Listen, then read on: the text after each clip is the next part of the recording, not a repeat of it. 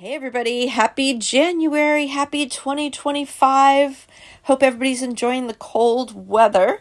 I've been having trouble connecting with nature this time of year because it's so hard to be outside with the coldness. You really have to look too. But I did find a great painting of a butterfly in a garage today on my walk around Morningside. That cheered me up. I'm trying to stay positive, but I really can't help but be disturbed and distracted by the mildness of our winters now.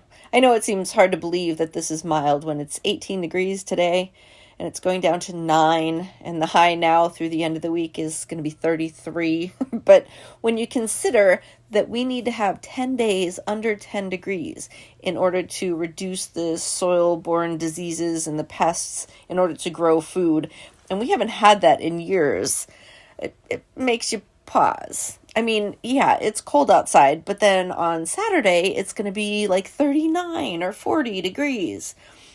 But I'm trying to stay positive, and doing this podcast definitely helps. I get to talk to amazing people like my guest today, Mick Luber from Bluebird Organic Farm.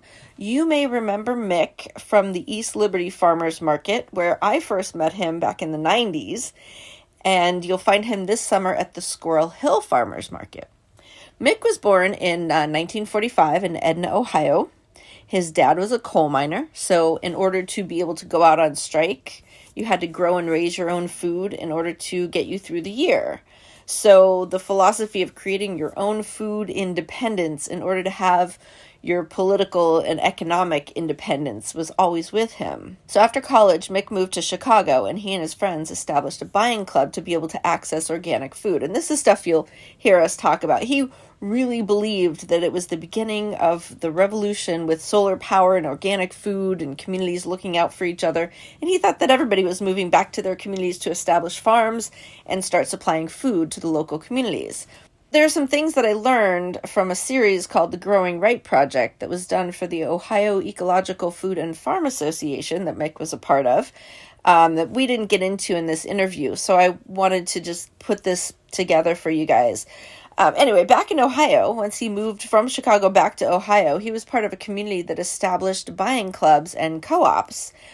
And some of them wanted to start a commune. So they pooled their money to buy some land, and Mick was put in charge of finding the land and purchasing the land.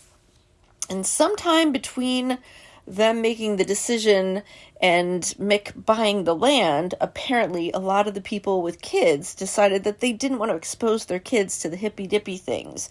So when he finally found the land and bought it, nobody else wanted to move in. And his intention wasn't to live on the farm. He was just going to make the purchase, and then he was out with his hippie, gypsy carpenter business to travel around the country.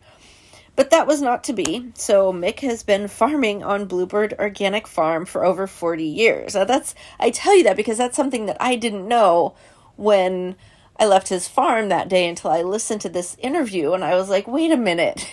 And the interview, the Growing Right Project, only has 18 minutes on YouTube of the interview, and apparently it was like a 2.5-hour interview, and I haven't been able to access the rest of it. So, I mean, I know he's at the farm, but I don't know what, how much of a hesitation there was, or what how that sort of panned out, and how long he took before he just said, fine, I'll farm here. Mick would love to head off on his hippie gypsy travels again, and he's trying to sell the farm. So if you or someone you know is looking for a farm with a great reputation and a built-in market, drop Mick a line. All right, well, enjoy our talk and stay warm, everybody.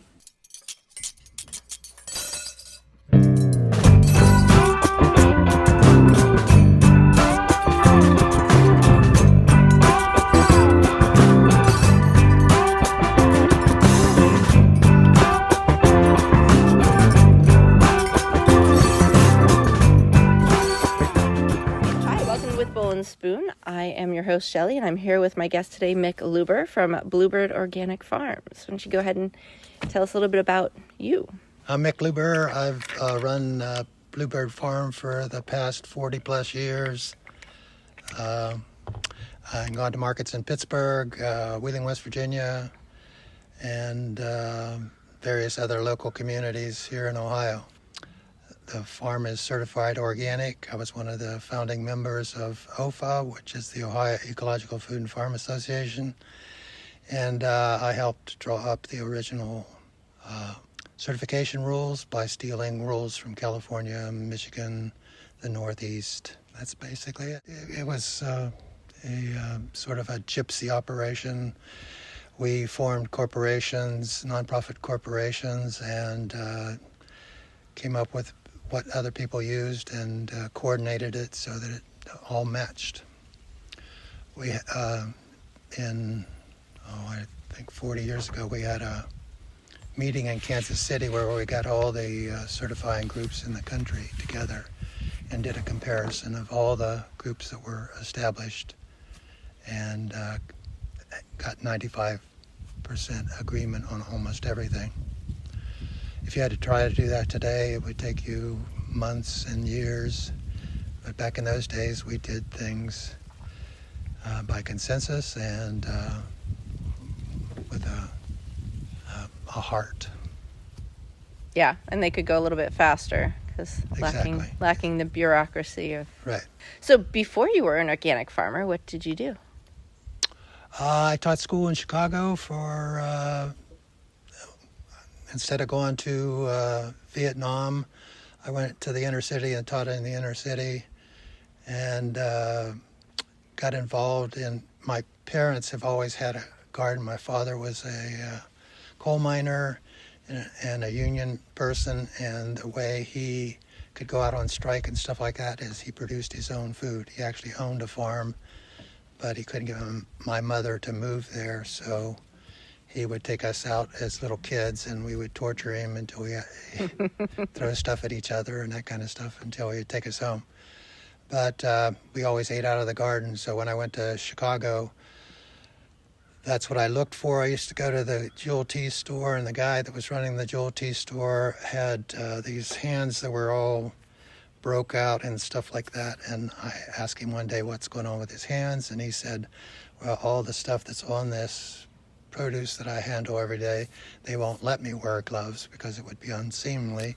And I started figuring if I was eating fresh stuff like we used to have in our garden out of the Jewel Tea store, that I might be poisoning myself. So a group there formed a small buying club and we started importing organic food from California. And then I moved to Ohio. I was a gypsy carpenter. I taught school for 3 or 4 years, and I also did carpentry, and I would travel between eastern Ohio and work around my local community, Columbus, Ohio, where there was a good community, and Chicago. So was that a legitimate way to get out of going to war, going to Vietnam? I declared a CO, and if you were teaching in an inner city, they tried to draft me, but they never got to it. By the time my number came up, it was going downhill. Well, that's really fortunate. Oh, yeah. Yep. Yeah. I had 3 brothers and a sister, but one of the kids died when he was a baby. That's exactly why I'm here. That doctor told my mother to go home and have another baby so she wouldn't be depressed. That's a little dark. Okay. It's pretty good for me. That was how people handled things. Yeah, well, it was a disease that came over back with the soldiers, and he caught it in the hospital, and he didn't make it through. Where are you in the line of oldest to youngest? I'm second. Okay. Well, I was actually third, but... Right. Gotcha. Yeah. I have 2 brothers that one was a public defender and the other one was a lawyer, but he ran convention bureaus in various cities around the country. And my sister was an educator and a librarian. And my mother, she was German, and she was raised down south, and they had a maid that did the cooking. Oh, okay. My mother could barely burn water. My father's mother died when he was 7 or 8 years old, and so his older sister and his brother and he fended for themselves. So he knew how to cook, and My aunt was a great cook and put my mother to shame. But my mother eventually got good at making cabbage rolls and all that kind of stuff. She was a great cook. But when my dad retired from the coal mines, she said, I'm retiring from cooking. And so he went back to doing the cooking. Interesting. Their story is a pretty interesting story, too. My father was supposedly being recruited by a guy to go fight in the Spanish War in a bar. My grandfather had him arrested and charged with a felony so that he couldn't get a passport to go out, leave the country. So this is during the Depression. So my father, my uncle, was working at the American Baking Institute in Chicago. So my father went to Chicago to see if he could get a job in Chicago, and my uncle told him there was no jobs there, that he should go to Forest City, Arkansas. And there was a family in Adena, the Shapkoffs, who had a bakery in Adena that had moved to Arkansas. And they went into business with my grandfather on the other side, a bakery. So my father went down there and got a job at that bakery. Well, my uncle was a sort of a Clark Gable sort of looking guy. So he used his Depression things to get women to go out with him down in Arkansas. So my father moved down there, and these guys found out this guy named was Luber, and they remembered my uncle, and they beat the shit out of him one time in this bar, and he didn't go to work for a couple of days. My mother went and found where he was living and nursed him back to health, and then they got together, and they got married on Christmas. Oh, wow. People were telling Tony, Merry Christmas, and he said, I'd rather marry Ann. Aw, cute. The priest had told him that the church would be well decorated. They didn't have to buy any flowers because they were poor. What sort of garden did your dad have? Like, what sort of land did he grow on? Well, my grandfather lived in a house here. My father lived in a house here. This house had raspberries and stuff growing up near the railroad tracks, which ran behind the houses. There were plum trees, pear trees, apple trees, and these on both sides of the house were gardens. This had a long flat yard here. That was gardens. On the other side of the house there were plum trees, pear trees, and apple trees. So you lived with all this food around you all the time. My grandfather, during the Depression, he bought 2 farms outside of town. Mm-hmm. His dream was to live on a farm. He had lived on a farm one time across the creek, and the railroad came in and kicked him out because they said they owned the property.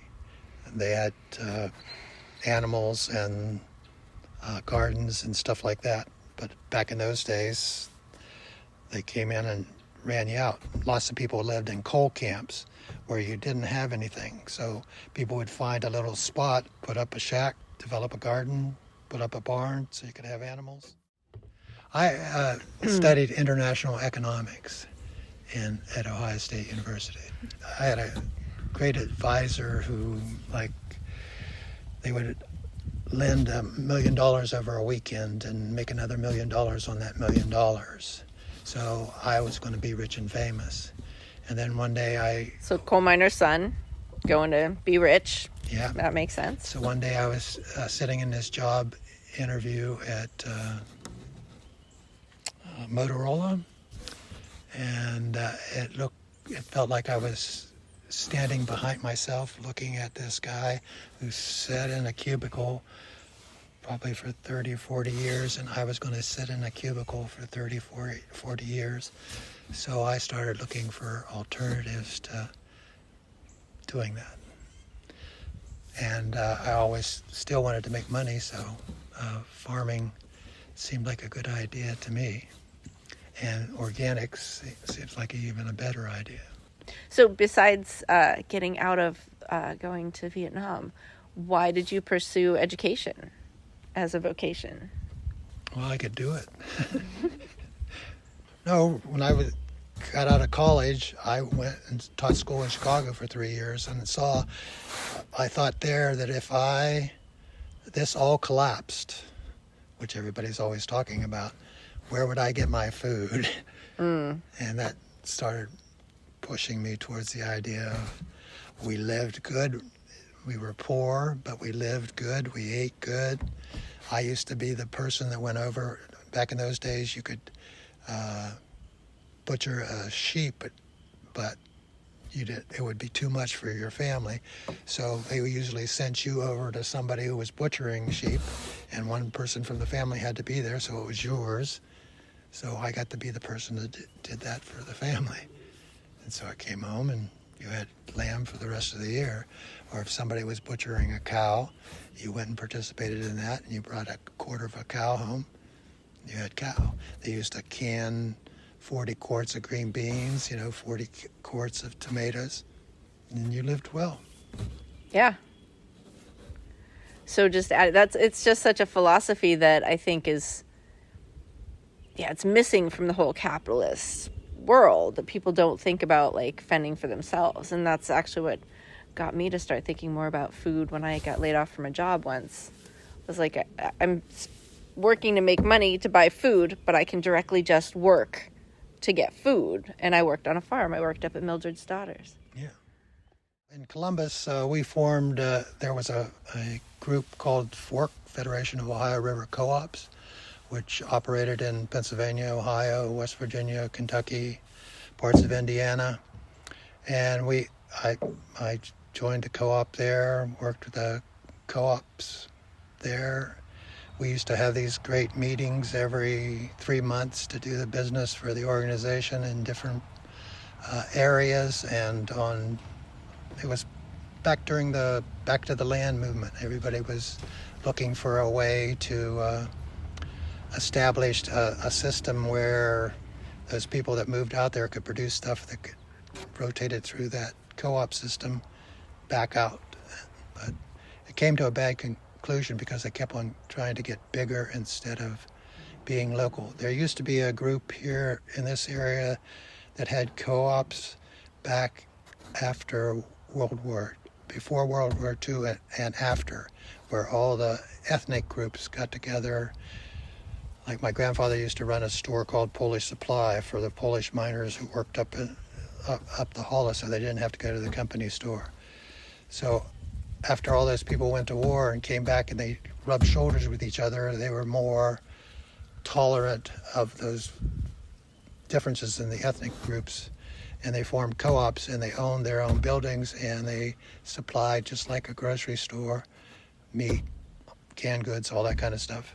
And they lasted all the way till the late 70s. So that co-op system is what inspired me to keep belonging to a co-op. And within that group of Fork, at those meetings, we had a farmers group that met trying to develop that system for farmers. And from that group, they had a meeting, and they wanted to form a group on organic production. And instead of calling it the Ohio Organic Group, they tried to get away from organic as the bad word. And that's how they formed the Ohio Ecological Food and Farm Association. And from there, we had a meeting in Columbus, got about 100 people together, and passed a certification thing. And we had worked on all those things like certification and marketing and stuff like that in Fork, so we just transferred it to OFA. So organic wasn't in the first... It wasn't in the name. It okay. was so that they couldn't beat you up for being organic. Organic was like saying fuck back in those days on a recording, Was that because it was like not part of the commercial American sort of It's the hippy dippy thing? They hated the hippies. If they would have done all the things back in those days, the solar, instead of stalling for like 40 years to get into solar. If they would have gone to organics and helped people transfer to organics instead of putting blockades up against them, then So what do you know? where would we be today? The hippies were right. Yeah. Oh, we've known that for a long time, I think. Yeah. So you grew up, and it wasn't on a farm. Were you in a city? No, a little town, A little town. Okay. 3,000 people. Most people worked in steel mills or coal mines. Okay. Just like all the little places all around Pittsburgh. Yeah. Yeah. That eminent domain idea, or people taking your land from you for other purposes, that happened to you. Yeah, when they took my gas and oil, you mean? Mm-hmm. Yeah, and when they wanted to put the pipeline in, they tried to do that, but they didn't know who they were fucking with. That's fine. That's Okay. fine. Who they were fucking with, because I was past president of OFA, went to markets in Pittsburgh, had customers in Wheeling, West Virginia. What we did was we had got a lot of bad publicity for Kinder Morgan, who wanted to put a pipeline right down across that field right there, right through the main part of that field. And the local judge sided with them that they could do it. But because of all the bad press, we had a prayer visual on the street in Wheeling, and they were getting such bad press that they caved and moved it. It's still going down below that, not on my property, but that brown area down there there's a Marathon pipeline and a Kinder Morgan pipeline that they put it was to transport ethane and propane up to Canada to run a plastic factory. That's what they're going to do now that Donald is back in charge. So it's not operational right now? No, that's still working. That's still going to Canada. Man, that's so weird. Yeah, well, they have 3 cracker plants planted. They have 1 already in your area, and they have 2 more down the river below Wheeling, 2 more. And that's what these guys want him to be in office for, so that they can make plastic nurdles. Yeah, because, everybody loves plastic. Yeah. Such a weird world. They don't have any way to spend their money, and they'll need 5,000 wells to operate one of those plants. So it's going to make this whole area look like Colorado and parts of New Mexico and Texas and Oklahoma. And they force pulled me into the system because if you owned, like if it was a 640-acre well pad, if you owned over a third of that well pad, you could keep them off your property. But because you don't own a quarter of 640 acres, and they usually split. If you had that kind of stuff, they would put one well pad on one side, one pad on the other side, so they would split your power. The Ohio law at that time was written so that if you owned a third of whatever the area is, you could keep them off your property. So they force pulled me, and they sent my money that I was supposed to get to a guy with my same name in Oklahoma for 3 years because I had fought them on doing it. Man.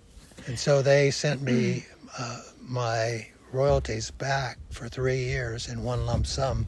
So I had to pay 40-something% taxes on it instead of what would have accrued those years. So, and I've always been an environmentalist, so I've always stood in front of their idea of what progress is. Mm. They already have mine. It's other people that they're going to put they've already put the infrastructure in. They got the pipelines running everywhere, the connector lines, all that kind of stuff. They're just needing to do the wells so that they can supply those cracker plants down on the river.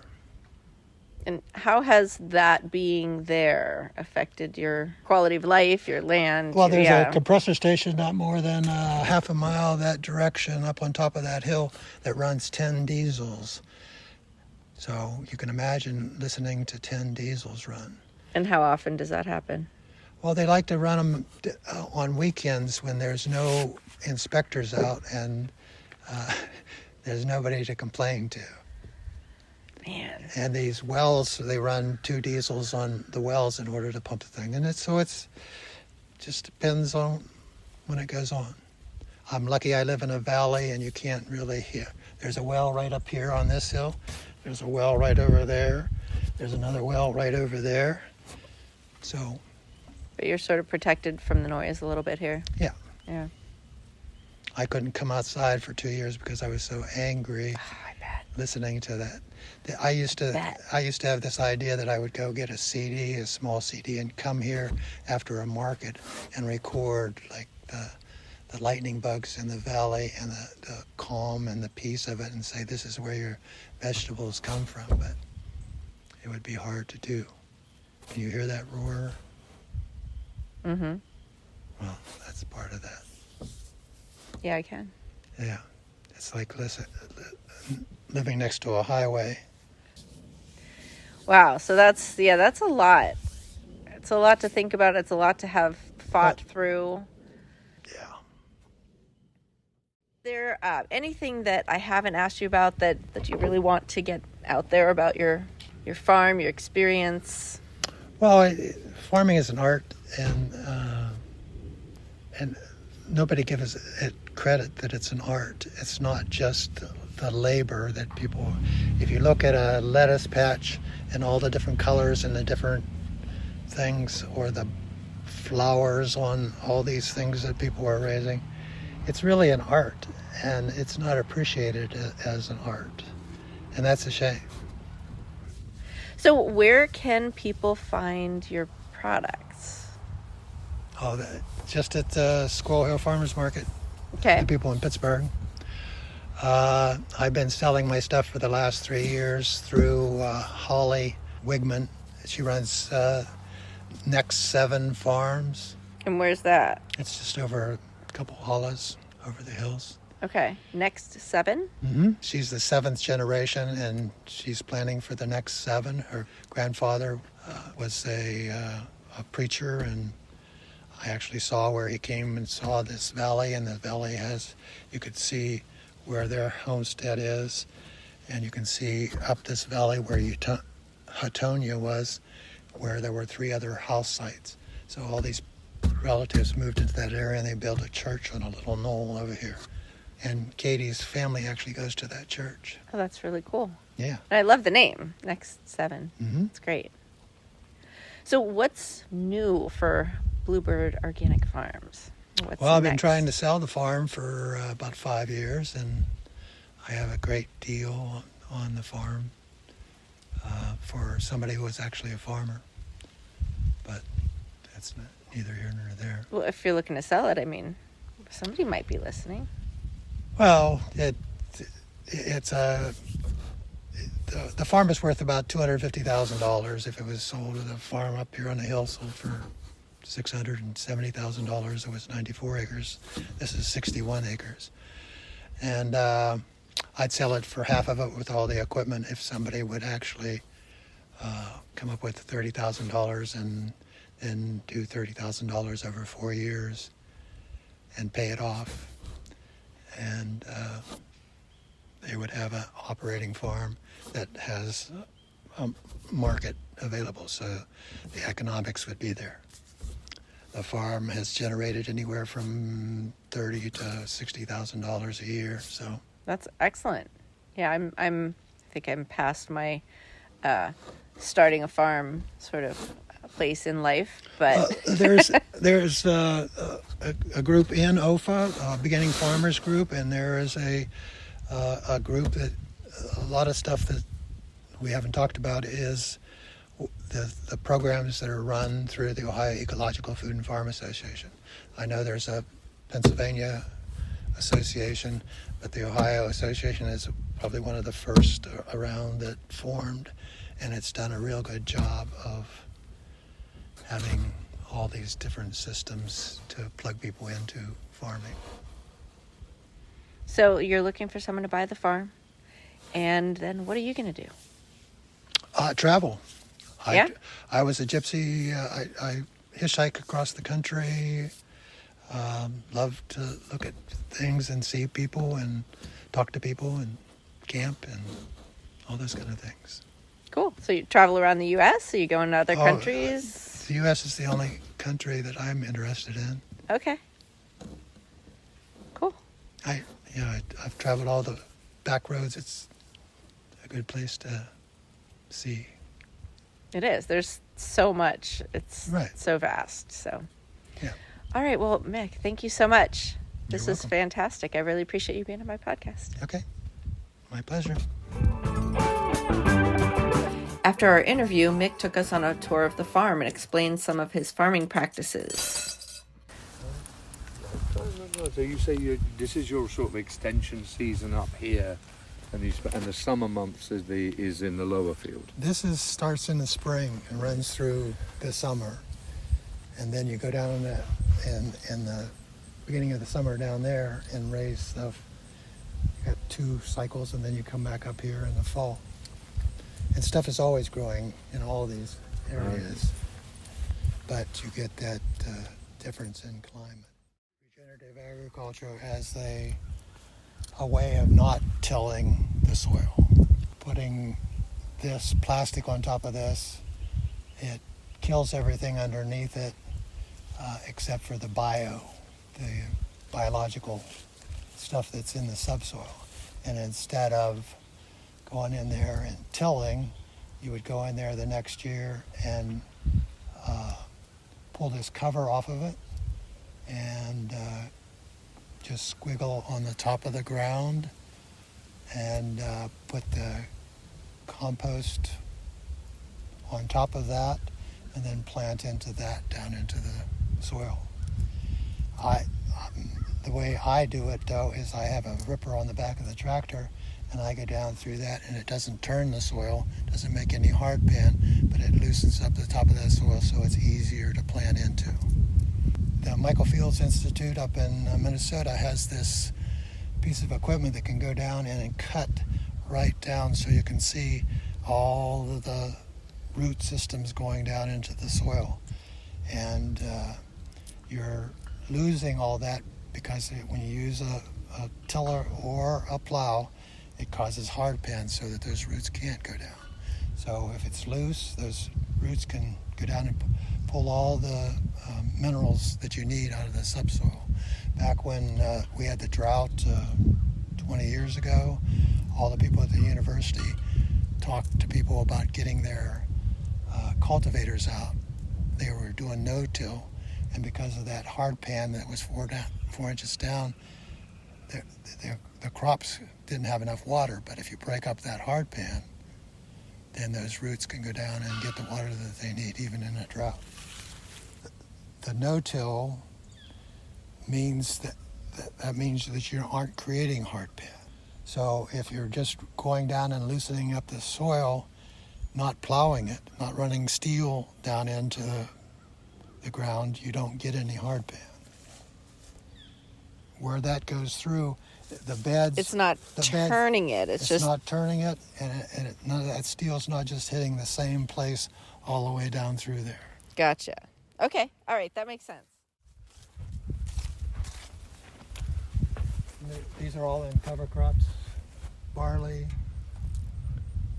to soil life. That's probably the thing that you should express on in your thing is that it's the soil. You know, all those people in Pittsburgh go to the co-op and they buy those strawberries and blueberries that are all hydroponic. And it wasn't until maybe 7 years ago that they allowed those people to put the organic label on stuff that's not grown in the soil. Oh. But I think soil adds to the flavor and the nutrients in it. Sure. Can't imagine you get that out of liquid, but... You're feeding it at the end of every season too, that's awesome. And I do compost piles. I make about 3 tons of compost instead of buying stuff. That makes sense. So later on today, you're going to just like close this up, roll down the side and everything as and well? we put row covers over top of that stuff. You're going to cover it all tonight? Yeah, with that same white cloth that you see down there. Even though it's in the hoop, you have to cover it. Oh, sure. Okay. When it gets down to freezing,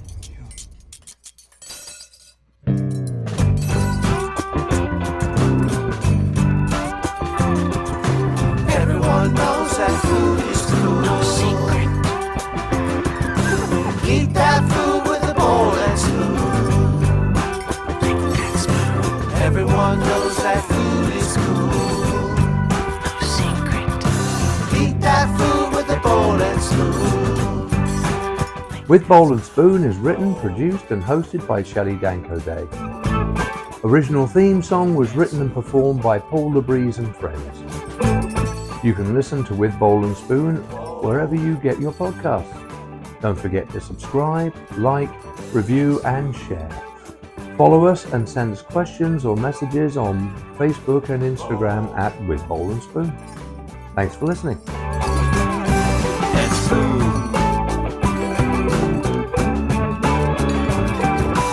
Whoa. And spoon. Ooh, so many greens. Oh, it's so pretty. Hail to the chief. Baby, baby kale. I just love the red Russian kale. That's what this is, right? Mm-hmm. Red and white is my favorite. Mm. White, wet, raised, that other stuff like that.